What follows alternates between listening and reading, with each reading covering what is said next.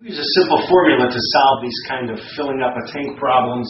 It's based on the dirt problem. Distance is rate times time. Distance equals rate times time. But in this case, we're not traveling a distance, and our rate isn't a rate of moving. It's a rate of emptying or filling a tank, and we want to fill that whole tank.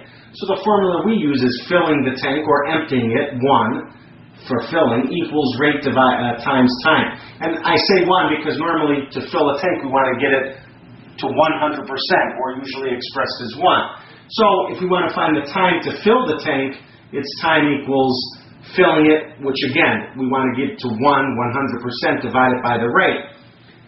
Well, we have 3 pipes kind of working against each other. A fills this tank in 5 hours. Therefore, in every hour, A fills 1/5 of the tank. 1/5 times 5 will be 100% full. B fills the tank in 6 hours, so therefore per hour fills 1/6 of the tank. And C empties the tank in 12 hours, therefore empties 1/12 of the tank per hour. So then we set up our formula. We want to get the whole tank full, so 1, we want it 100% full.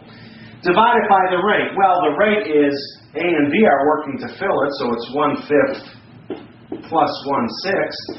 But C is working to empty it, so we subtract what C is doing minus 1/12. And that's going to give us the time in hours to fill this tank. Because A and B working together, you can see since their fractions represent actually larger numbers per hour, they're filling that tank faster than C can empty that tank. So let's just do the math. It's 1 divided by, and we need a least common denominator, we will use 60.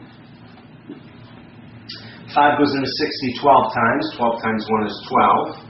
Plus 6 goes into 60 10 times. 10 times 1 is 10. Minus 12 goes into 65 times. 5 times 1 is 5. And that equals the time in hours, which also equals 1 divided by 12 plus 10 is 22 minus 5 is 17.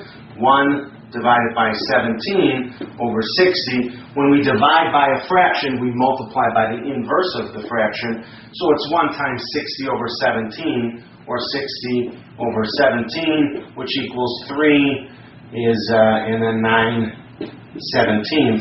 And of course the unit is hours.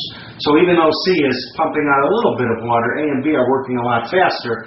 And altogether, even with C's detraction, we will finish this tank, A and B will finish filling up this tank in 3 9/17 hours.